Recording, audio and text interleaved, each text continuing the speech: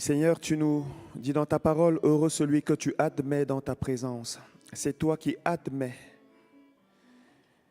Et nous voulons être heureux de ce que tu nous as admis dans ta présence, non pas à cause de nos bonnes œuvres, mais grâce au sang de Jésus qui nous a purifiés.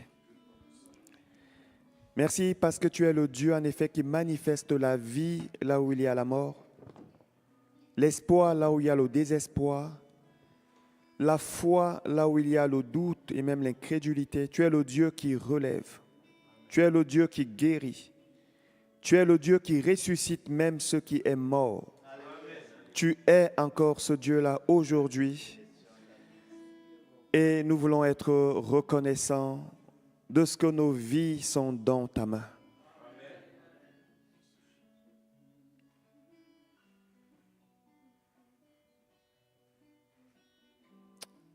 Amen.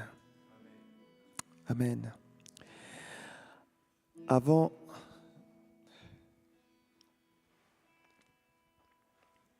merci beaucoup au groupe de louanges de nous avoir conduits dans ce temps de louange d'adoration. J'espère que vous, comme moi, nous avons tous ressenti cette présence de Dieu qui vient nous faire du bien. C'est magnifique, n'est-ce pas, d'être dans la présence de Dieu, de vivre la présence de Dieu. Ce matin, en venant ici, j'étais avec mon fils Cameron, qui m'a posé une question. Nous étions là, mon épouse, mes enfants, et Cameron me pose cette question. Papa, est-ce que nous sommes obligés? Il est où Cameron d'ailleurs? Est-ce qu'on peut aller dire aux enfants du pasteur de venir et de s'asseoir là devant, s'il vous plaît? Si quelqu'un veut bien, c'est pas Prudence, j'ai vu Prudence, quelqu'un veut bien aller les chercher, comme ça ils viennent s'asseoir là devant. Et Cameron me pose cette question, papa, est-ce que nous sommes obligés d'aller tous les dimanches matins au culte? Et je lui réponds ceci, tu sais, mon fils, parce qu'il était avec son ami, sa meilleure amie, je lui ai dit, les amitiés viennent et parfois elles peuvent partir. Des relations, même les plus fortes, parfois peuvent être là et à un moment donné, il y a séparation. Nous pouvons vivre avec des personnes et la vie décide, ou Dieu décide à un moment donné de les reprendre. C'est une réalité. C'est une réalité. Nous pouvons avoir un emploi qui est stable, mais vraiment stable. Mais à un moment donné, il s'en va. Et je lui ai dit, mon fils, quand tout ça va, peut-être sera ébranlé parce que tu vas vivre un parcours de vie où parfois les choses vont s'ébranler. C'est une réalité. Il ne faut pas cacher la vérité à nos enfants. La seule personne qui restera, c'est Dieu. La seule personne qui restera près de toi, c'est Dieu. Amen. La Bible dit, lorsque les montagnes s'éloigneraient, je ne sais pas si vous avez déjà vu une montagne s'éloigner. C'est dur, c'est difficile, n'est-ce pas? Mais même lorsqu'une montagne va s'éloigner, mon amour ne s'éloignera pas de toi et mon alliance de paix ne chancellera pas. La seule personne qui peut prendre de la distance avec Dieu, c'est nous-mêmes. Mais aussi longtemps que tu demeures attaché, aussi longtemps où tu dis, Seigneur, je continue d'espérer en toi, quoi qu'il en soit, je veux rester près de toi. Comme nous l'avons chanté, Dieu sera toujours là. Amen. Il sera toujours là. C'est la raison pour laquelle il est important de venir lui apporter notre reconnaissance, notre adoration. Parce qu'en le faisant, nous lui montrons que nous sommes encore attachés à lui et nous croyons encore en lui. Amen. Comme je le dis souvent, chaque fois que vous louez le Seigneur, malgré les épreuves, c'est un message que vous envoyez à Satan pour lui dire, tu n'as pas encore réussi. Tu n'as pas encore gagné. Amen.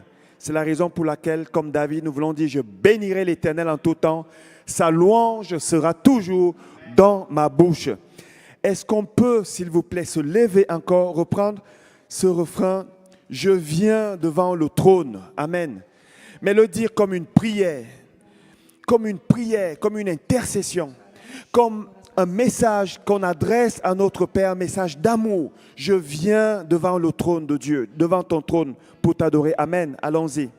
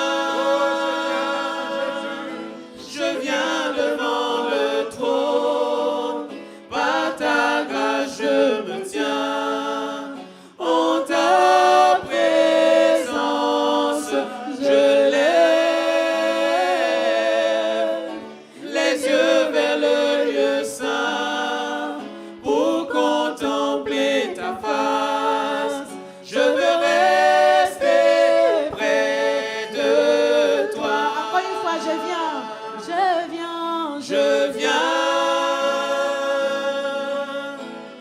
viens devant le trône, par ta grâce je me tiens, en ta présence je lève les yeux vers le lieu saint, pour contempler ta face. Je veux rester près de toi. Je veux rester près de toi. Je veux rester près de toi, Seigneur. Près de toi, je veux rester près de toi, je veux rester près de toi, Seigneur. Malgré les circonstances, Seigneur, je veux rester près de toi, Seigneur. Peu importe ce que le monde nous présente, Seigneur, je veux rester près de toi, Seigneur. Je veux rester près de toi, Seigneur. Oui, Seigneur, ta présence nous fait du bien. Je veux rester près de toi, Seigneur. Je veux rester près de toi, Seigneur. Je veux rester dans la joie du Seigneur.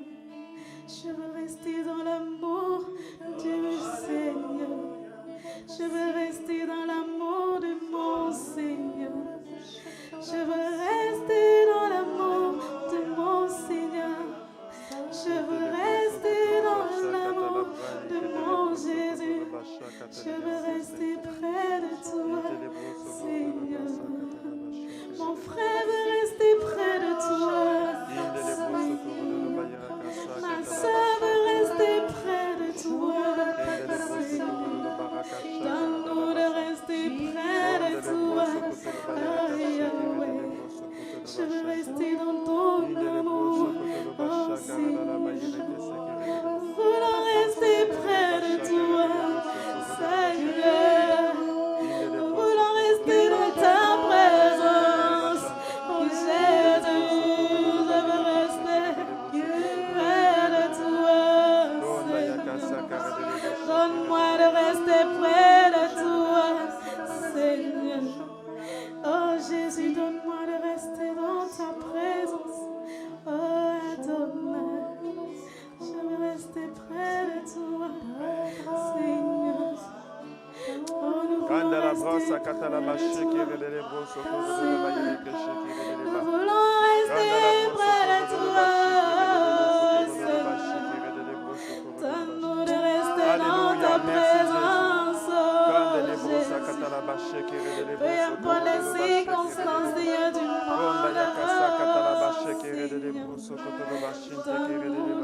Seigneur. Merci Jésus. Dans ta présence, Merci Seigneur. Amen. nous voulons rester. Amen. Oh, tu es notre essentiel. Alléluia. Tu es notre essentiel, Seigneur. Le Saint-Esprit est en train de toucher certaines personnes ce matin. Vous sentez cette fraîcheur. C'est comme un vêtement spirituel. C'est une fraîcheur qui vient comme ça sur vous et qui vous détend. Le Seigneur est en train de toucher certaines personnes, mais il parle aussi à certaines personnes et le mot que j'entends, c'est patience. Attends encore. Je ne sais pas dans quelle situation tu es, où tu attends que Dieu agisse. Le Seigneur te dit, patiente encore. Mais je te donne la force pour pouvoir patienter ce matin. Il y a une autre personne, tu attends une direction de Dieu. Tu attends que Dieu te parle. Et le Seigneur te dit, je t'ai déjà parlé. La dernière chose que je t'ai dite, elle est encore valable aujourd'hui. Garde cette parole. Je vois comme une poussière, comme s'il y a une poussière sur cette parole. Elle a pris de la poussière. Et le Seigneur te dit, renouvelle cette promesse dans ton cœur, renouvelle cette parole-là. Parce que c'est ce que je dis encore aujourd'hui. Amen. Que le Seigneur vous bénisse. Je bénis le Seigneur pour ces 10 jours où j'ai pu aller en Afrique, me reposer. Merci à Maxime qui a bien conduit les choses. Maxime et moi, on est deux binômes, on fonctionne bien. Quand je suis ailleurs et qu'il est là, j'ai mon esprit tranquille. Gloire à Dieu. Je bénis le Seigneur pour Vincent qui a apporté la parole dimanche passé sur la repentance. J'ai eu des échos que c'était vraiment bien. On bénit le Seigneur pour sa parole. Amen. Vous savez, il y a des époques où la parole de Dieu, la vraie parole de Dieu, parfois est rare. Est rare. Et nous sommes aujourd'hui dans une société où la parole de Dieu, parfois, elle est très diluée, elle est mélangée. J'appelle ça des cocktails, ce n'est pas bon. La véritable parole de Dieu, lorsque nous la recevons, nous devons la garder. Et ce matin, nous avons notre frère que vous connaissez déjà et son épouse, tonton Emmanuel et sœur Apolline qui sont juste là, des personnes qui sont pour moi des parents, qui sont pour moi des coachs, des accompagnateurs. Ils prient pour moi toutes les semaines parce que je prie avec eux. Et vraiment, ils sont une bénédiction pour nous et j'aimerais que vous puissiez bénéficier de cette bénédiction-là, de cette grâce-là. Ils ont un message qui est simple, profond et qui n'est pas dilué. Je prie que le Seigneur dispose nos cœurs ce matin à recevoir ce que l'Esprit de Dieu veut dire à travers tonton Emmanuel, celui qui va prêcher ce matin. Alors je vais l'appeler, si on peut l'accueillir chaleureusement.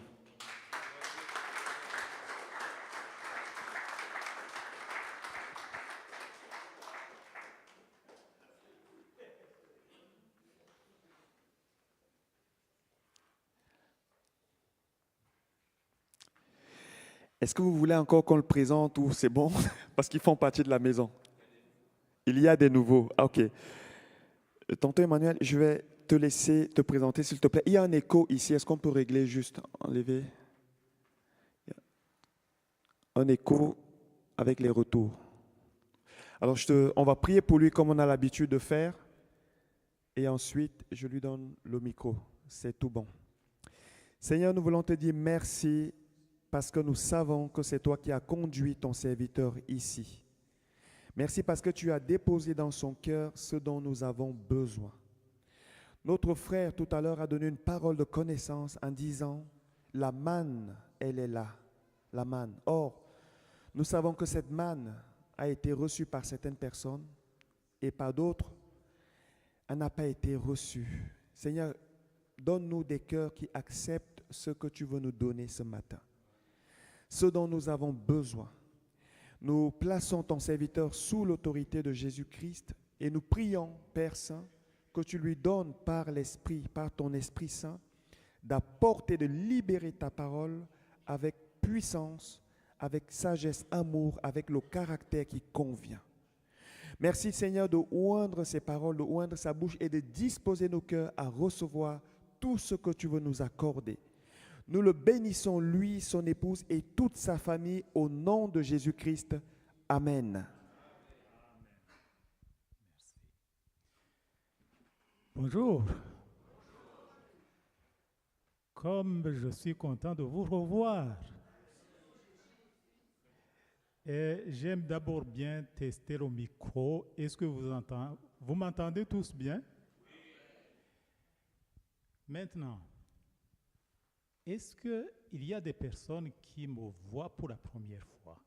Si vous pouvez juste lever la main. Oui, merci. Enchanté. Je suis content de vous rencontrer aussi. J'ai entendu qu'il y a un repas après. J'espère que vous allez rester. Comme ça, on va... Mais nous, on n'a rien apporté, sauf la parole du Seigneur. Vous savez, le groupe de louanges, quand il a chanté, j'ai eu l'impression qu'ils sont en train d'introduire ce que j'ai envie de vous dire. Et puis après, quand il y a eu ces prières qui ont été aussi exprimées envers le Seigneur, là, j'ai entendu aussi que c'est une bonne introduction de ce que j'aimerais partager aujourd'hui. Je m'appelle Emmanuel. Et puis mon épouse Apolline, nous avons 4 enfants et puis 4 petites filles. Donc c'est une bénédiction pour nous. Nous habitons au canton de Vaud, dans un village, je ne sais pas si on va dire village ou bien ville d'Aigle. Il y en a qui connaissent Aigle. Oui, très joli, nous aimons très bien. Nous habitons là depuis 21 ans. Et donc nous sommes bénis là. Alors sans tarder, je n'ai pas osé demander quand vous terminez.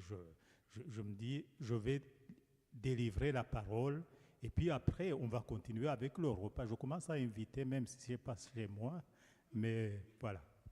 Alors, Romains, chapitre 4, versets 16 jusqu'à 21. Nous allons lire, et puis après, ce texte qu'on va lire, on va demander à Nadia, c'est Nadia, c'est ça, de lire ce texte dans une version anglaise. J'ai entendu ici qu'il y a des frères qui prient même en anglais. Ce sera une bénédiction pour eux aussi d'entendre le message dans leur langue préférée. Donc on va lire ce texte. Romains 4, 16 jusqu'à 21.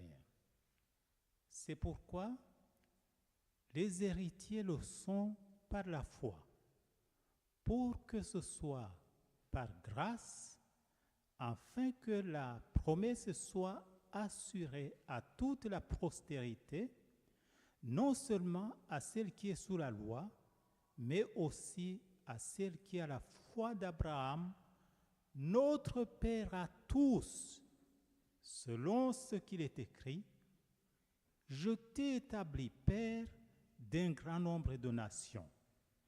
Il est notre Père, Abraham. Devant celui auquel il a cru, Dieu qui donne la vie aux morts et qui appelle les choses qui ne sont point comme si elles étaient. Espérant contre toute espérance, Abraham crut en sorte qu'il devint père d'un grand nombre de nations, selon ce qui lui avait été dit, telle sera ta postérité. Et sans faiblir dans la foi, il ne considéra point que son corps était déjà usé, puisqu'il avait près de 100 ans, et que Sarah n'était plus en état d'avoir des enfants. Il ne douta point, par incrédulité, au sujet de la promesse de Dieu, mais il fut fortifié par la foi, donnant gloire à Dieu et ayant la pleine conviction que ce qu'il promet, Dieu, il peut aussi l'accomplir. Amen. Nadia, c'est ton tour. Si tu veux pleurer pendant la lecture, tu peux le faire. Si tu veux crier, tu peux le faire.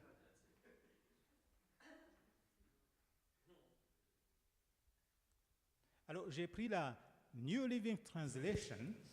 Et j'aime bien cette traduction parce que parfois on la lit et puis on se dit, mais j'ai tout compris.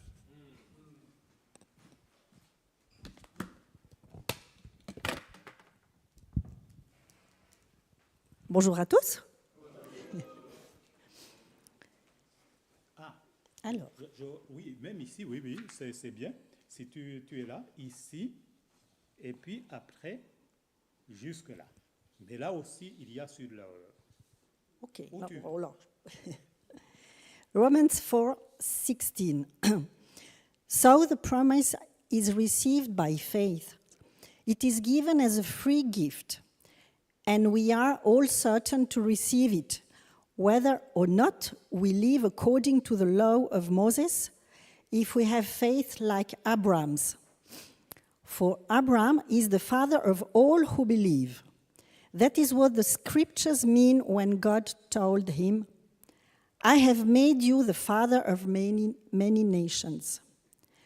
This happened because Abraham believed in the God who brings the dead back to life and who creates new things out of nothing. Even when there was no reason for hope, Abraham kept hoping, believing that he would become the father of many nations. For God had said to him, "That's how many descendants you will have." And Abraham's faith did not weaken, even though at about 100 years of age, he figured his body was as good as dead, and so was Sarah's womb. Abraham never wavered in believing God's promise. In fact, his faith grew stronger, and in this he brought glory to God. He was fully convinced that God is able to do whatever he promises. Amen. Merci beaucoup. Est-ce que nous pouvons applaudir ce Seigneur?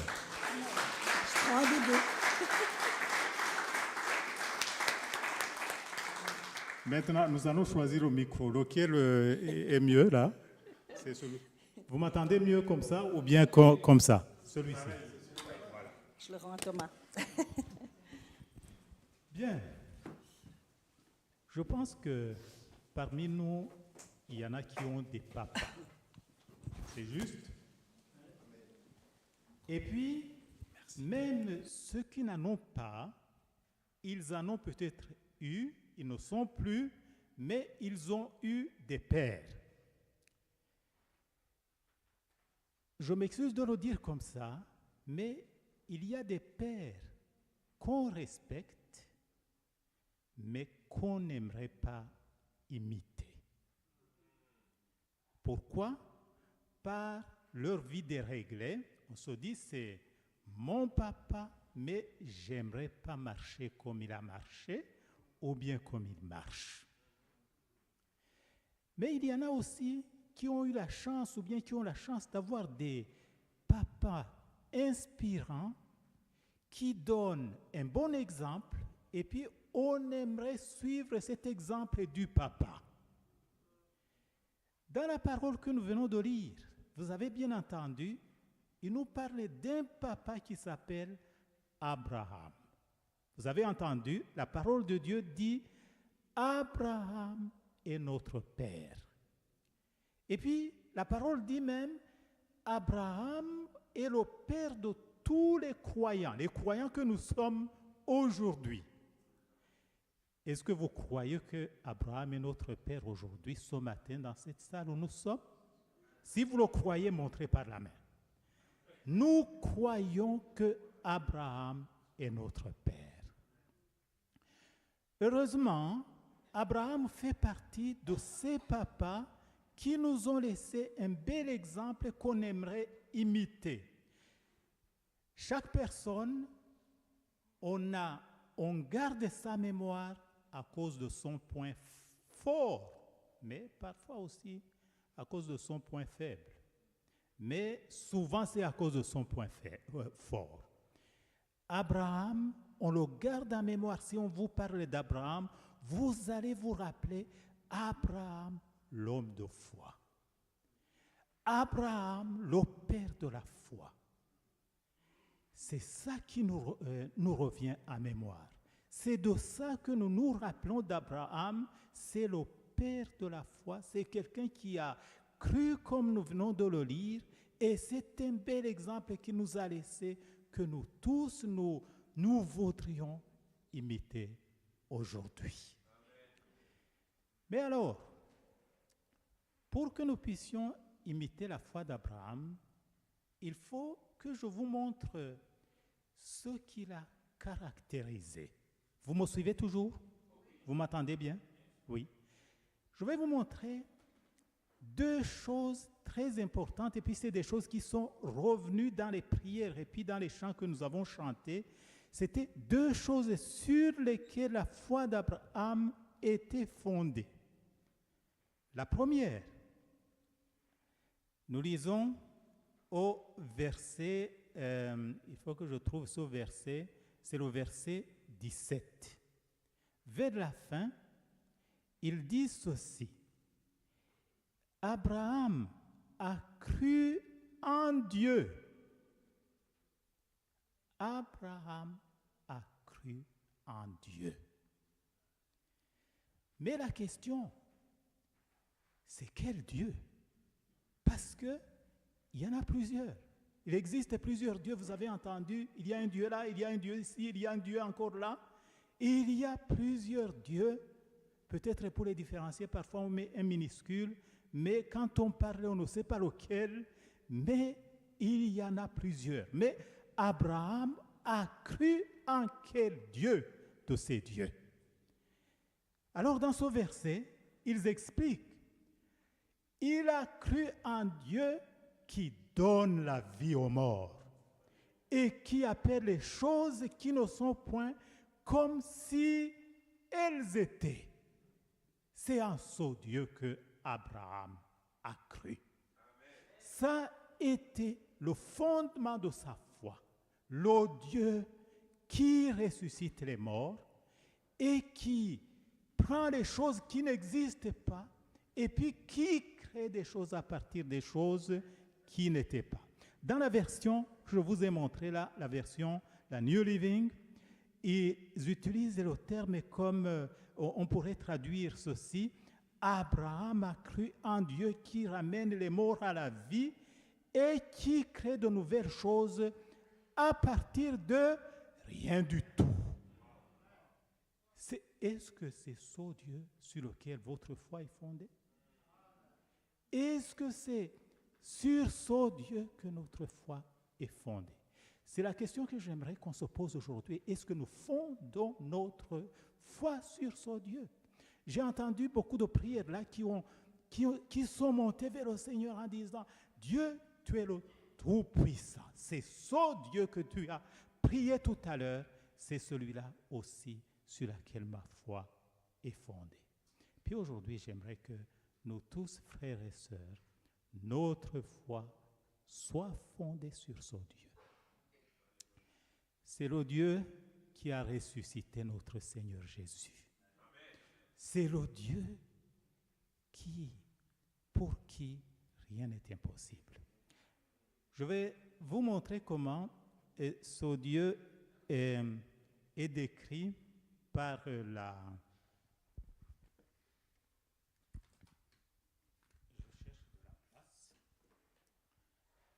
par un ange. Alors on va lire Luc chapitre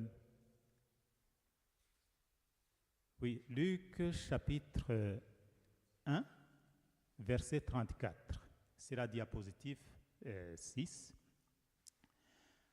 Alors lisons. Marie dit à l'ange, « Comment cela se fera-t-il, puisque je suis vierge ?» L'ange lui répondit, « L'Esprit Saint descendra sur toi, et la puissance du Très-Haut te couvrira de son ombre. C'est pourquoi le Saint-Enfant qui naîtra de toi sera appelé le Fils de Dieu. Vois, ta parente Élisabeth attend elle aussi un fils.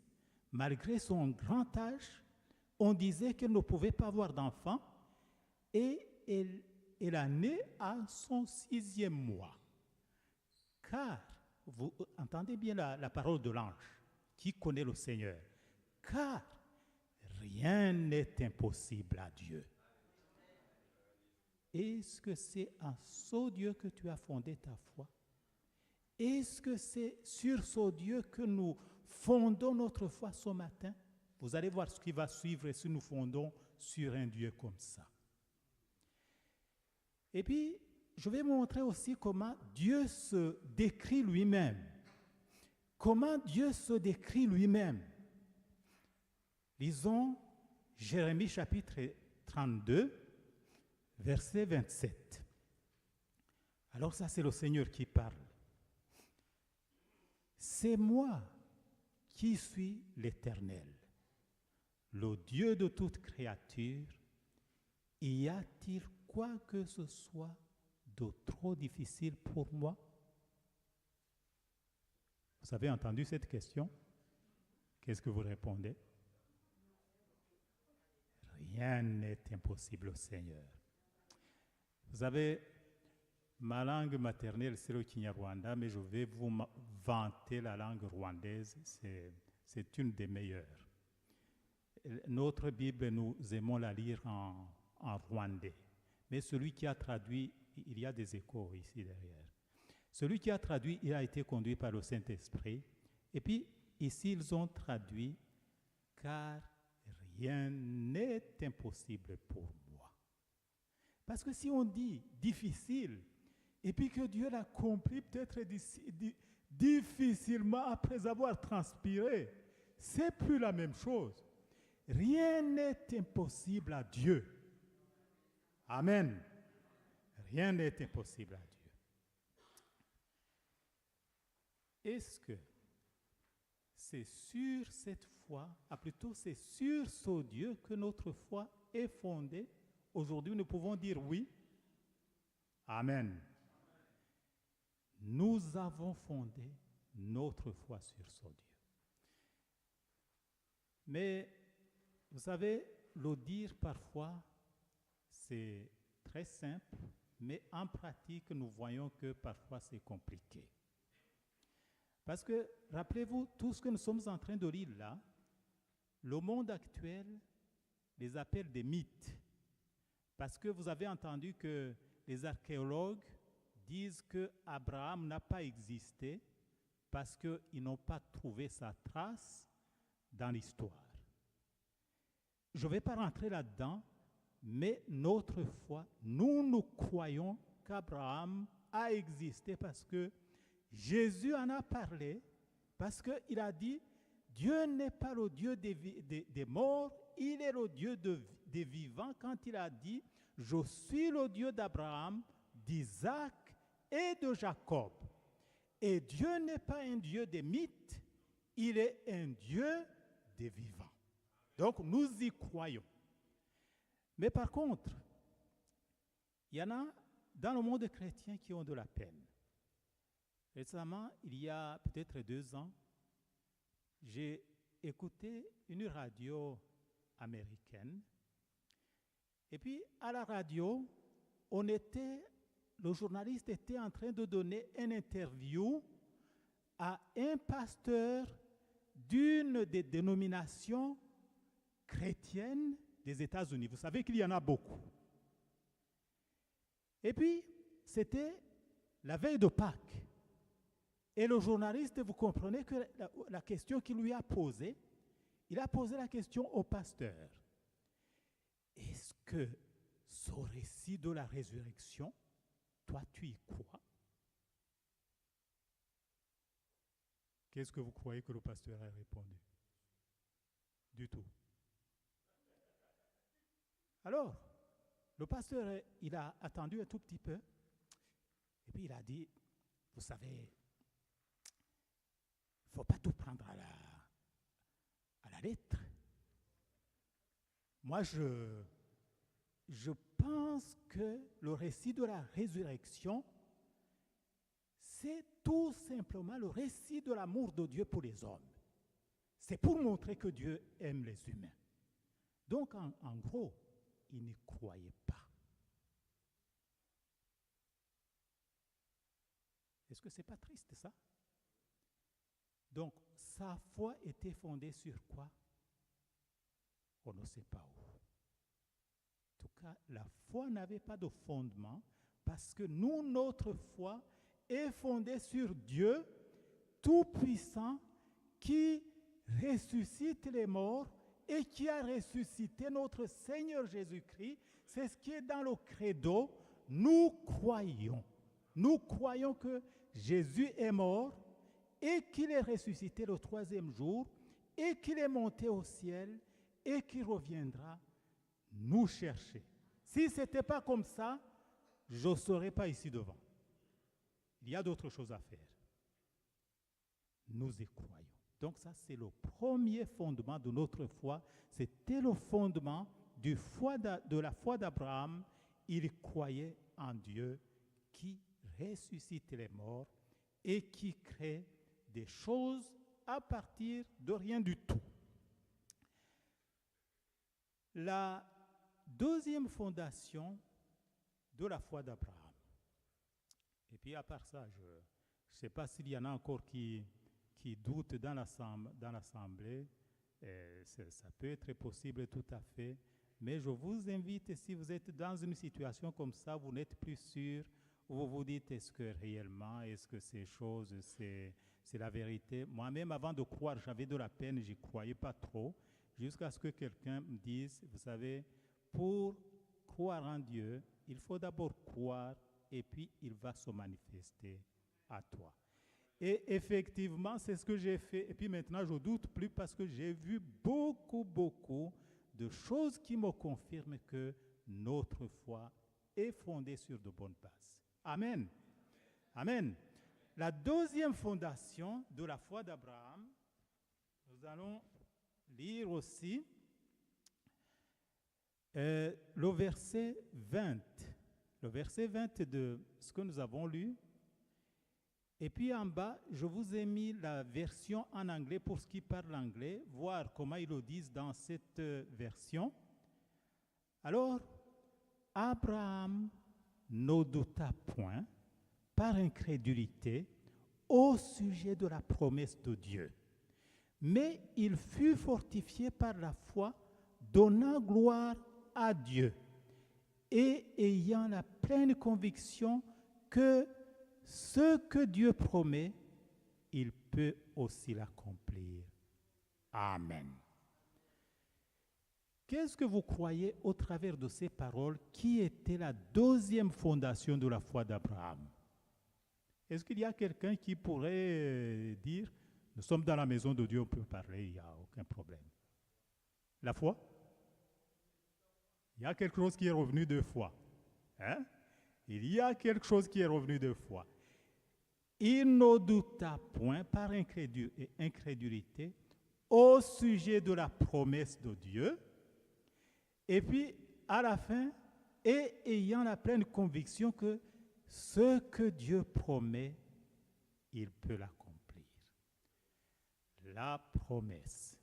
Donc, la foi d'Abraham était fondée sur la promesse de Dieu, en d'autres termes, sur ce que Dieu a dit. Ça, c'était le deuxième fondement. Ce qu'il a promis. Il a cru en la promesse de Dieu. Quelle était cette promesse? Lisons Genèse chapitre 15, versets 1 jusqu'à 6.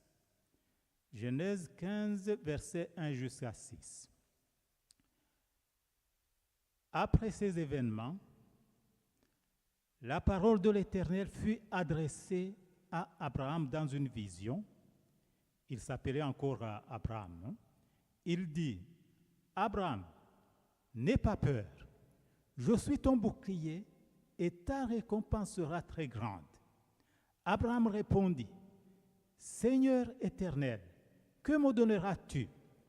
Je m'en vais sans enfant et l'héritier de mes biens, c'est Eliezer de Damas.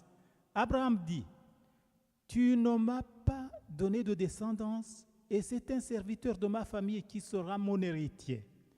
Alors l'Éternel lui adressa la parole.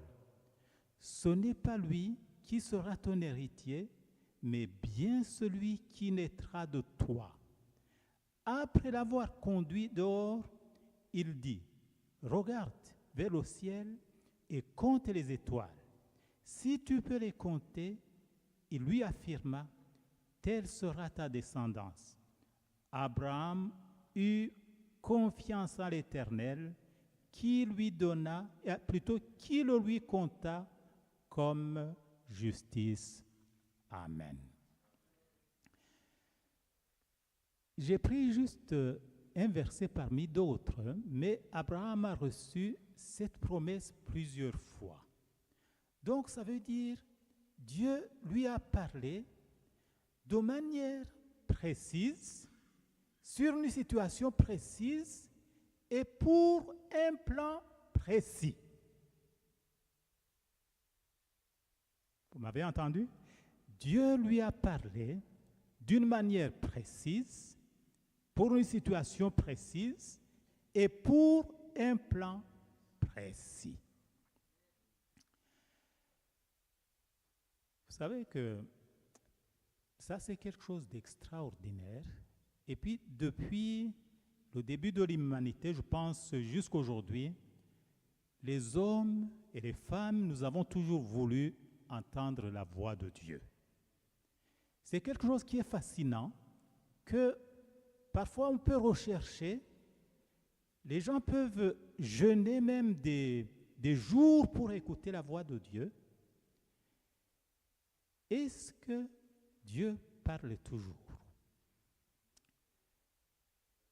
C'est vrai que ici, Dieu a parlé à Abraham de manière précise pour une situation donnée. Et puis, il lui a donné une promesse assez précise. Mais la question aujourd'hui, je n'ai pas osé poser cette question, qui a déjà entendu la voix de Dieu, c'est un peu compliqué, ou bien qui ne l'a jamais entendue. Mais est-ce que Dieu nous a parlé comme Dieu a parlé à Abraham? Est-ce que c'est la même chose? J'aimerais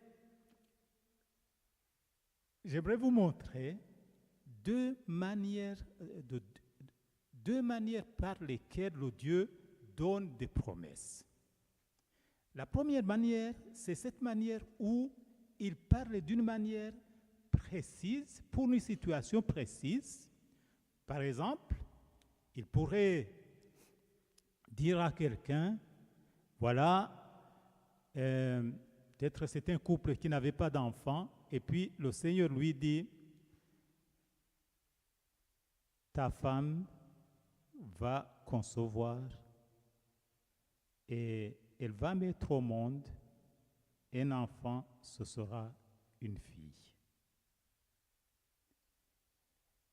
Je vous le dis parce que j'ai entendu des histoires vraies où le Seigneur a adressé la parole à quelqu'un comme ça, et puis ça s'est passé comme ça.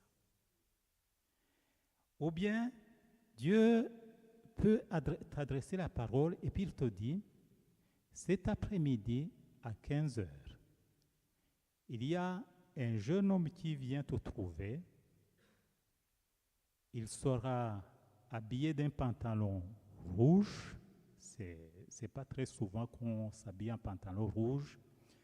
Et d'une chemise verte. Normalement, ça ne va pas ensemble. Il te le dit comme ça, déjà, ça devient compliqué parce que tu te dis, mais est-ce qu'il y a quelqu'un qui peut s'habiller comme ça? Et puis, il va te poser une telle question. Tu lui répondras comme ça. Dieu peut le faire.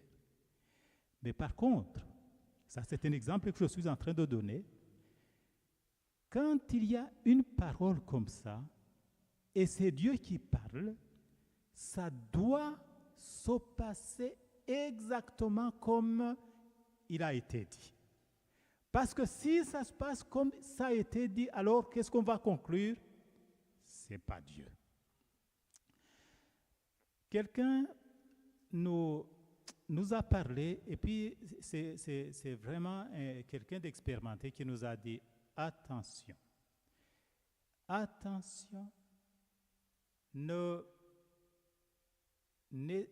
comment je vais l'expliquer? Il voulait nous dire, ne répétez pas trop souvent, Dieu m'a dit, Dieu m'a dit. Il nous a dit, pour dire que Dieu m'a dit, il faut vraiment en être sûr. Pourquoi? Parce que ça comporte un danger. Parce que quelqu'un qui dit « Dieu m'a dit », après tu ne pourrais plus lui dire « Attention là, tu pourrais t'égarer ». Parce qu'il va te répéter « Non, non, non, Dieu m'a dit ». Et puis, le deuxième problème avec ça, c'est que si tu dis « Dieu m'a dit », tu vas prendre d'assaut les personnes qui t'écoutent et ils seront obligés de te suivre. Je vous donne un petit exemple. On était dans une réunion il y a quelques années aux États-Unis avec ma femme. Et puis tout d'un coup, il y a quelqu'un qui, dans l'assemblée, nous a dit, Dieu nous a dit, je ne vais pas donner le détail parce que je crois que vous faites passer les messages sur Internet. Il nous a dit quelque chose de précis à faire pendant l'assemblée. Mais moi et Apolline, on sentait que cette histoire, ce n'était pas du Seigneur. Mais il fallait aussi ne pas créer la confrontation. Et puis en plus, c'était quelque chose qu'il fallait faire qui devait passer sur Internet. Ça nous a pris un peu de temps pour essayer de discuter, de calmer le jeu, pour essayer de contourner l'histoire, pour débloquer cette situation. Donc vous comprenez bien que ça, c'est des termes qui parfois peuvent donner des difficultés à l'Assemblée, à la vie chrétienne. Quand il y a une version comme ça, Dieu m'a dit, j'aimerais vous dire une chose. Il y a des critères, quelques critères très importants pour que la parole, une parole soit une parole du Seigneur. Le premier critère, c'est que ça se passe comme ça a été dit. Ça, c'est une première chose. La deuxième chose, qui est un des critères très importants, il faut que ce soit en accord avec la parole écrite. Parce qu'il y a quelqu'un qui a dit, Dieu ne peut pas se contredire. Si ce n'est pas en accord avec la parole écrite, il faut gentiment, je ne dis pas qu'il faut se bagarrer, il faut gentiment écarter l'histoire. Donc Abraham, il a reçu la promesse de manière claire. Nous aussi, ça peut nous arriver. Mais si ça ne nous arrive pas, comment Dieu nous donne des promesses? C'est ça que j'aimerais vous montrer. Vous avez entendu la parole que notre frère Thomas a lu au début. Ça, c'est une promesse du Seigneur. Et cette promesse est assez générale pour tout le monde. Mais nous l'accueillons comme parole du Seigneur et elle nous parle. Vous êtes d'accord? Dieu nous parle au travers de ses promesses qu'il donne au travers de sa parole. Donnons un exemple, Psaume 32, verset 8. Je t'instruirai et je te montrerai la voie que tu dois suivre. Je te conseillerai, j'aurai le regard sur toi. C'est une parole générale, mais c'est une promesse pour nous, pour quelqu'un qui est en difficulté, qui ne sait pas quoi choisir, qui a peur, et le Seigneur te parle, j'aurai le regard sur toi. En 1998, moi et Apolline, on a passé par une situation où tout nous semblait bloqué. On avait une situation pour laquelle on était en train de prier, et puis ça nous attristait. On se disait, mais qu'est-ce qu'on va faire? Comment on va nous en sortir? C'était un découragement presque. Et puis, nous avons toujours eu cette habitude de lire un petit paragraphe de la Bible chaque jour. Puis je me rappelle un jour où j'étais découragé sans savoir comment ça allait se passer par la suite. Nous étions en Ésaïe, et puis c'était Ésaïe 45. Et puis nous avons lu ce verset de Ésaïe 45, verset 2, qui dit ceci: je marcherai moi-même devant toi, j'aplanirai les pentes, je mettrai en pièces les portes en bronze et je briserai les verrous en fer. Et là, cette parole a frappé comme un coup de couteau dans mon cœur. J'ai senti que le Seigneur était en train de me parler au travers de cette parole, qu'il va briser les portes, ce que j'appelle les portes fermées, qu'il va les ouvrir, qu'il va les briser. Et puis, C'est ce qui s'est passé les jours qui ont suivi. Nous avons vu le Seigneur ouvrir ses portes qu'on pensait fermées. Et puis, le Seigneur a opéré un miracle aujourd'hui aussi. Nous lui disons merci.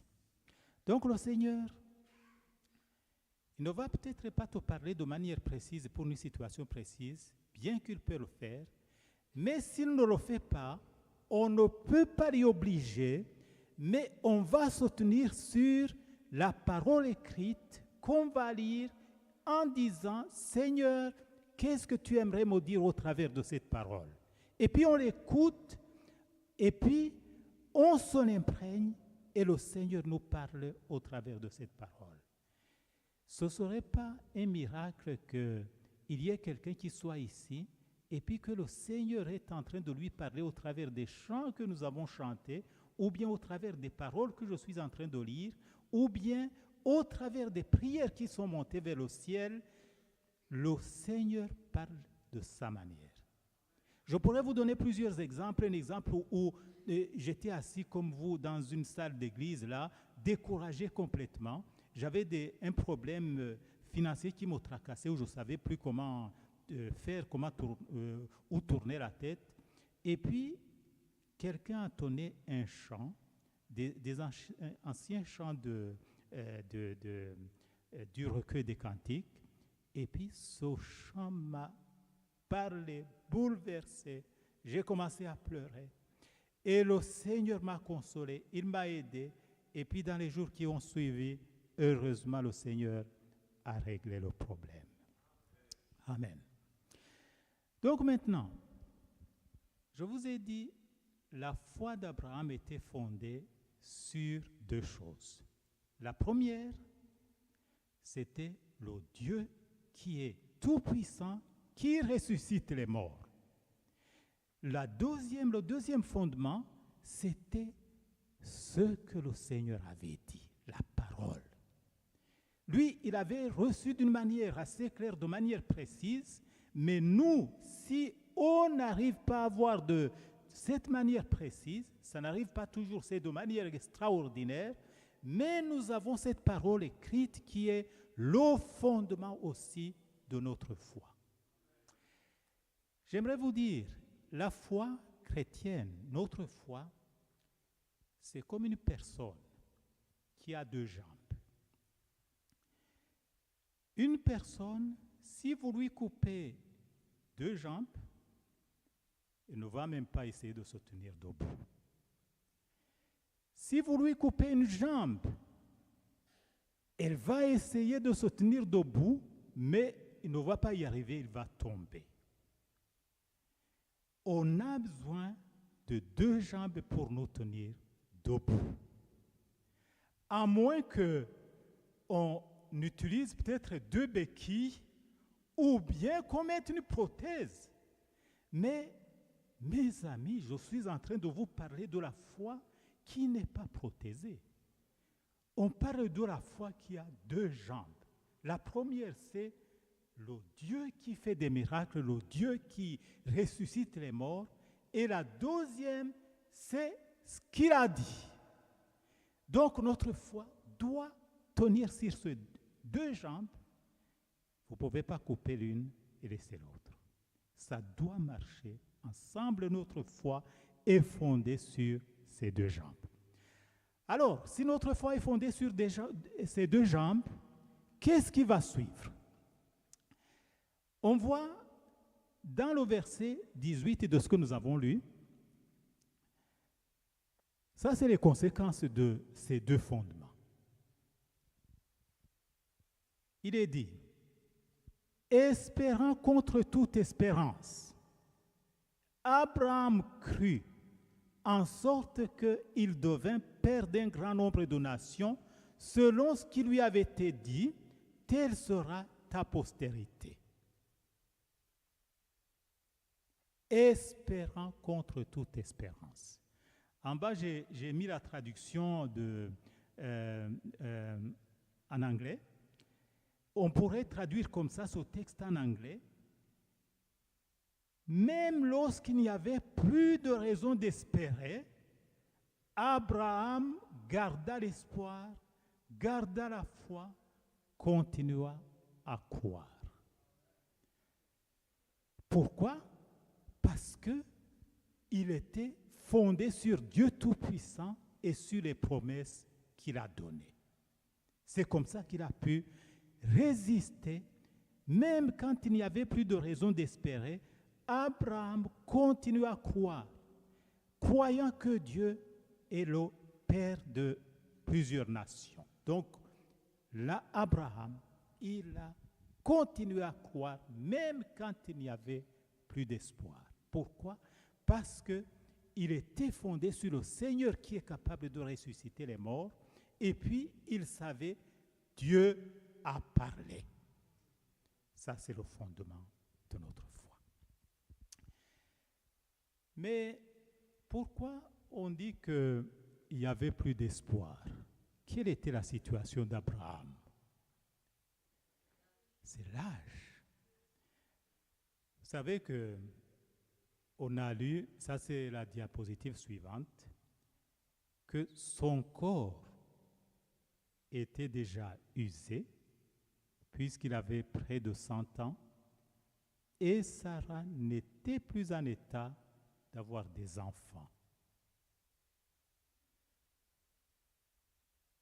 Dans les termes d'aujourd'hui, on pourrait dire, parce que la Bible est très gentille, elle a utilisé les termes plutôt assez gentils pour ne pas trop casser, mais dans les termes d'aujourd'hui, on dirait Abraham était un vieillard de 100 ans et sa femme Sarah, c'était une vieille femme qui était déjà plusieurs années en ménopause.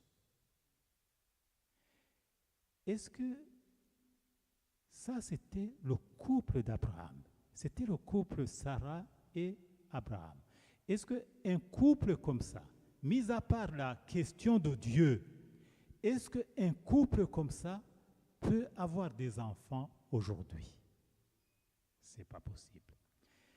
Est-ce qu'un couple comme ça pouvait avoir des enfants à cette époque? Parce que c'est vrai que parfois nous disons, à cette époque, on ne sait jamais, il y avait des choses bizarres. Mais s'ils étaient capables d'avoir des enfants à cette époque, ils n'auraient pas parlé de foi. Parce que vous voyez que, comme la parole décrit le texte, c'était déjà difficile aussi pour Abraham, comme ce serait pour nous difficile aujourd'hui. Donc, ce n'est pas possible aujourd'hui, ça ne l'était pas alors.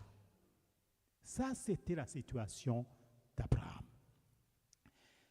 Mais à cause de cette foi qu'il avait en Dieu Tout-Puissant, en Dieu qui ressuscite les morts, en Dieu à qui rien n'est impossible, Abraham, il a tenu bon. Il a gardé la foi. Il a espéré contre toute espérance. Il a regardé sur celui qui a promis. Il s'est tenu sur ses deux jambes de la foi. Donc, le Dieu Tout-Puissant et sa promesse, ce qu'il a dit. Est-ce que aujourd'hui, notre foi est ainsi?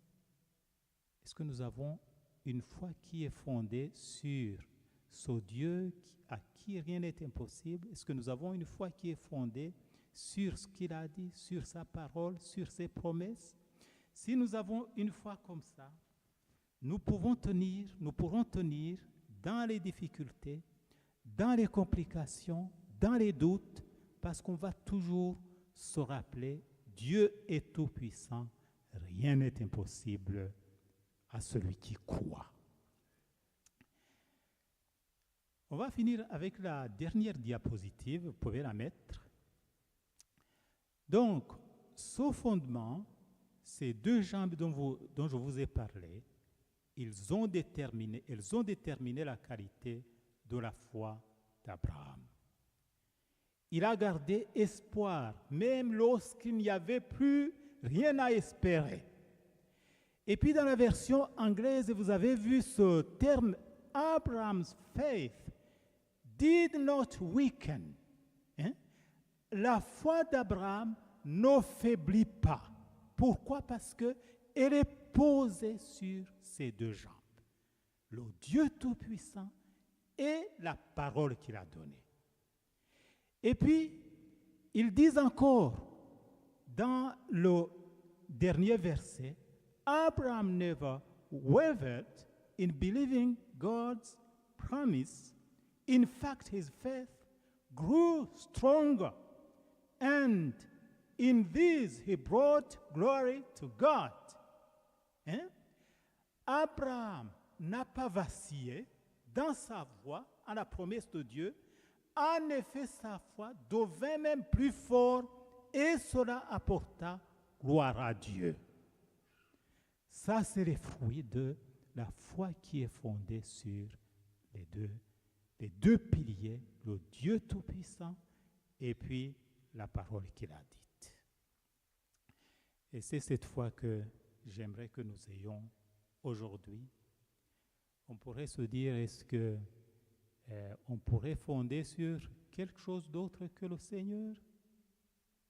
Mais oui, on peut fonder sur sa femme et puis dire, oui, ma femme, elle a la foi, c'est très bien, quand je prie avec elle, ça va tout bien, mais que si elle n'est plus là, qu'est-ce qui va se passer si ta foi est fondée sur ta femme ou bien ton mari? Ou bien on peut fonder sur le groupe de louanges. Oui, quand nous sommes ensemble, vraiment, je suis encouragé, ça va très bien. Mais si la foi est fondée sur les copains et les copines du groupe de louanges et pas sur les deux piliers que nous avons vus, quand il y aura des difficultés ou bien que le groupe se sépare, la foi va s'écrouler. Donc notre foi doit être fondée sur ces deux piliers. Ça nous préservera. Quand il n'y aura plus d'espoir, nous garderons espoir. Quand nous serons dans les temps de difficultés obscures, la lumière du Seigneur jaillira dans nos cœurs. Car nous fondons notre foi sur les deux piliers de la foi, la parole du Seigneur et le Dieu Tout-Puissant à qui rien n'est impossible. C'est ce que je vous souhaite aujourd'hui, c'est ma prière aussi. J'aimerais fonder ma foi sur ces deux piliers. N'oubliez pas la parole du Seigneur, la parole écrite, c'est là qui examine tout. C'est la fondation sur laquelle nous devons nous référer. Nous allons prier et je vais demander à Pauline, mon épouse, comme nous servons le Seigneur ensemble, je vais lui demander de venir. J'aimerais que vraiment nous demandions, et puis vous savez, c'est pas une parole seulement pour vous, c'est pour nous aussi. Demandons au Seigneur de, vraiment si nous constatons que peut-être nous boitons, qu'il y a un de ces deux jambes qui commence à boiter, qu'on n'y croit plus, ou bien que la parole, on la lit plus depuis longtemps, ou bien on a de la peine à y croire. Demandons au Seigneur de nous encourager encore, de nous redonner cette foi qui brûle, qui se confie dans le Seigneur, qui fonde sur ce qu'il a dit dans sa parole, les promesses qu'il a données. Alors, Apolline, tu peux. Alors, j'aimerais que nous prions. La foi, on peut la demander à Dieu. Ça nous arrive que notre foi vacille, comme nous avons entendu. Abraham, sa foi n'a pas vacillé. Sa foi n'a pas faibli. Nous, souvent, notre foi faiblisse. Mais c'est possible de dire, Seigneur, augmente ma foi. Les apôtres de Jésus, les disciples ont demandé à Jésus, augmente notre foi. Est-ce que vous aussi, vous voulez demander à Jésus, augmente ma foi? Il y a même un père qui est venu, dont l'enfant était malade, épileptique, mais sans aller trop dans les détails. Lui, il a dit à Jésus, viens au secours de mon incrédulité. Est-ce que vous voulez demander, Seigneur, viens au secours de mon incrédulité? Peut-être votre foi vacille en ce moment parce qu'il y a des raisons. Et on parle de la foi d'Abraham, mais vous sentez que vous ne l'avez pas. Vouliez-vous qu'on prie ensemble afin que le Seigneur fortifie votre foi, que le Seigneur augmente votre foi? Hébreux 11, 6 dit, « Sans la foi, il est impossible de lui être agréable. » Il n'a pas dit sans la prière ou sans la lecture de la Bible. Tout ça est bon. On peut prier sans la foi. Ça ne marche pas. On peut lire la Bible sans la foi. Sans la foi, il est impossible d'être agréable à Dieu. Demandons la foi. Parce que c'est lui qui fait naître la foi en nous. Et c'est lui qui l'amène à la perfection. Alors, prions ensemble. Si jamais, levez-vous ensemble. Prions ensemble.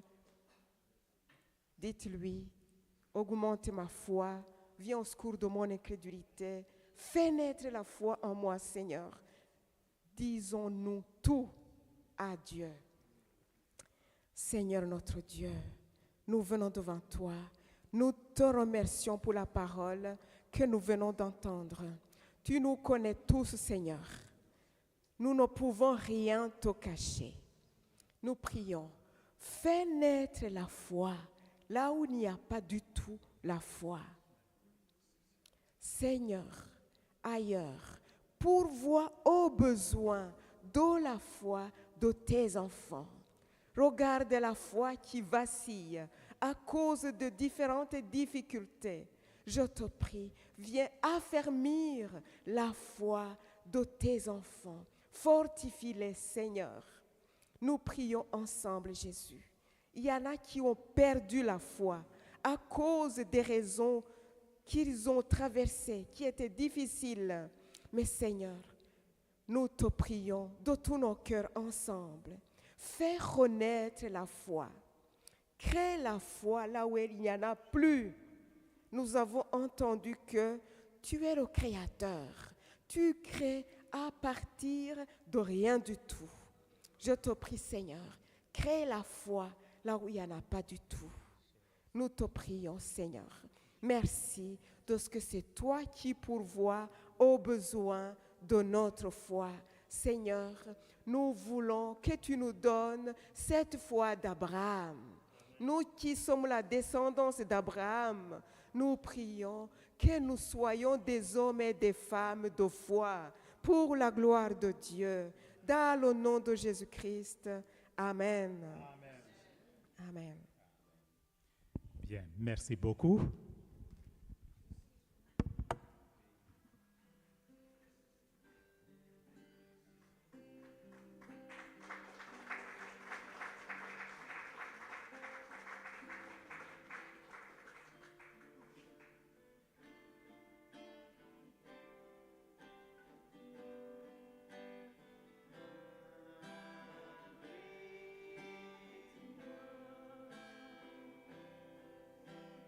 Sous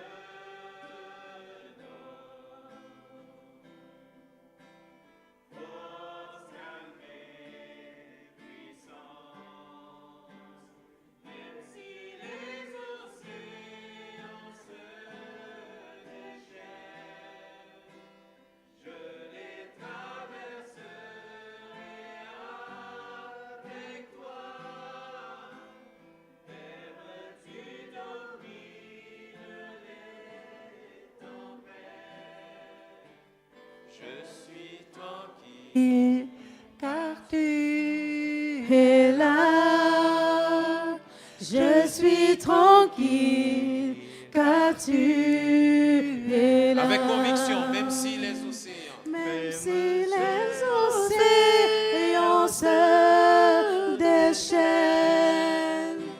je les traverserai avec toi. Père, tu domines les tempêtes. Je suis tranquille, car tu es là. Je suis tranquille, car tu es là. Je suis tranquille, car tu es là. Je suis tranquille, car tu es là.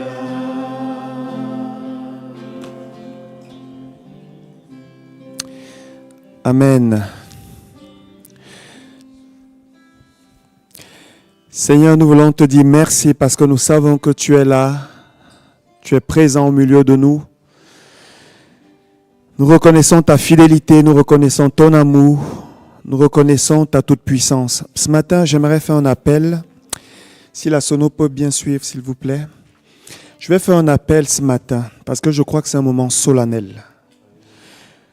Et je crois qu'il y a plusieurs personnes ici, peut-être vous luttez avec des choses, vous avez des difficultés, vous traversez des déserts même. Et j'aimerais vous donner ce matin l'occasion d'exprimer votre foi. Parce que je crois que Dieu agit, mais c'est toujours en réponse à la foi. Le canal par lequel il passe, c'est la foi. Je vais simplement vous inviter, on va prier pour vous. C'est un moment solennel. Si vous êtes là et que vous avez besoin d'une intervention de Dieu, je crois que lorsque Dieu parle, il donne aussi l'onction. Avancez-vous, nous allons prier avec vous. Amen. Si on vous fait avancer, c'est simplement pour vous permettre d'exprimer votre foi. Amen. Nous allons continuer pendant que le groupe de louange est là et pendant que les personnes qui veulent s'avancer, venez seulement. Avancez. Je ne sais pas si Maxime est là. Si tu peux venir aussi t'avancer. Nous allons prier pour vous. Je crois que tonton Emmanuel, sœur Apolline, vous pouvez avancer, prenez de la place. Prenez de la place. Nous sommes là dans un moment où nos regards et notre foi est tournée vers Dieu. Amen. Voilà, prenez juste de la place.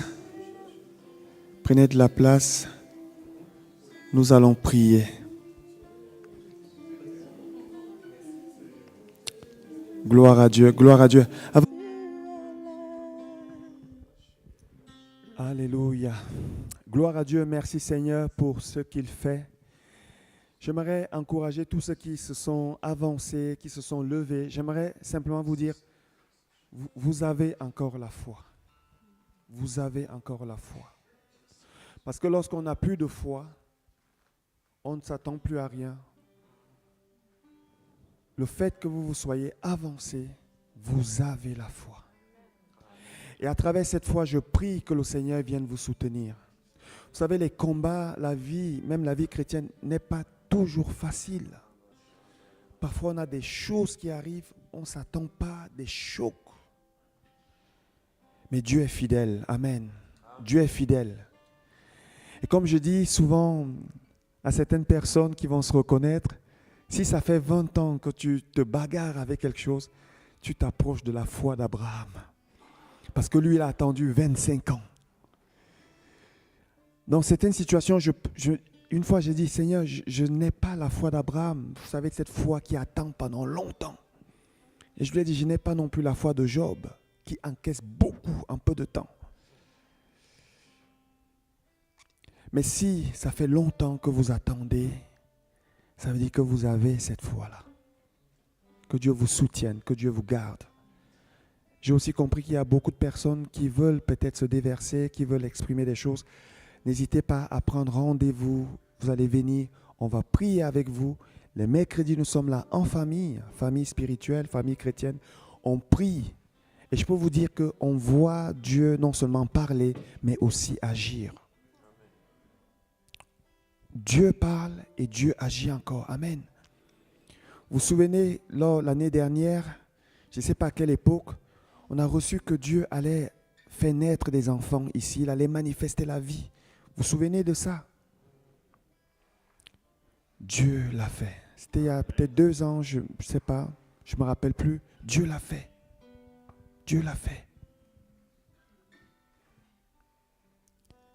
Avant encore que les personnes se marient ici, Dieu a parlé. Il a dit, il y a plusieurs personnes qui vont se mettre ensemble. Priez pour que le diable ne vienne pas voler ce que Dieu est en train de donner. Avec Maxime, on avait reçu cette parole. On l'a dit il y a 3 ans. Dieu l'a fait. Amen. Dieu l'a fait. On a eu le cas avec notre sœur Mélissa ici où Dieu avait parlé, cet enfant va naître, il sera même consacré au Seigneur. Les médecins ont dit beaucoup de choses. Grossesse à risque, on ne sait pas et tout. On lui a dit, mais non, calme-toi. Dieu a parlé. Cet enfant va être gardé, il va naître et ça va bien se passer. Et Dieu l'a fait. Amen. Je crois au Dieu qui parle et je crois au Dieu qui agit. Quelquefois, lorsque nous sommes dans l'épreuve, et je le parle même pour moi, on perd de vue ce que Dieu a dit, parce que le feu est là.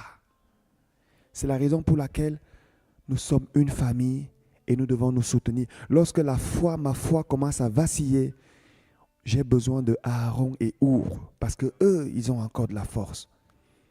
Et parfois, quand on prie pour quelqu'un, on a plus de foi pour la personne que lorsqu'on prie pour nous-mêmes. C'est la raison pour laquelle nous devons entretenir les relations fraternelles, la communion fraternelle, la raison pour laquelle nous devons continuellement nous rassembler, nous encourager, nous soutenir, parce que je crois que Dieu agit à travers la foi communautaire. S'il n'y a plus d'annonces, clôturez ce culte dans la joie, la bonne humeur. Ne partez pas, il y a le repas pour tout le monde. Seigneur, nous voulons te dire merci parce que nous croyons que ce matin, tu nous as visités, tu as fait quelque chose que l'œil n'a pas encore vu, que l'oreille n'a pas encore entendu, mais pourtant tu l'as fait parce que tu es Dieu. Tu es le Dieu d'Abraham, d'Isaac, de Jacob. Et merci parce que en Jésus-Christ, toutes les promesses faites à Abraham, Seigneur, sont pour nous oui et amen. Nous croyons, Seigneur, que tu as fait de l'Église de tes enfants aussi l'héritier de ces promesses. Nous pouvons nous greffer à ces promesses. Nous pouvons espérer. Nous pouvons croire, Seigneur, que tu es ce Dieu à qui rien n'est impossible. Celui qui dit et la chose arrive. Celui qui ordonne et elle existe, elle prend vie. Même lorsque ça n'existe pas, tu es le créateur, tu crées des choses et nous voulons te dire merci parce que tu le fais par ton amour pour nous.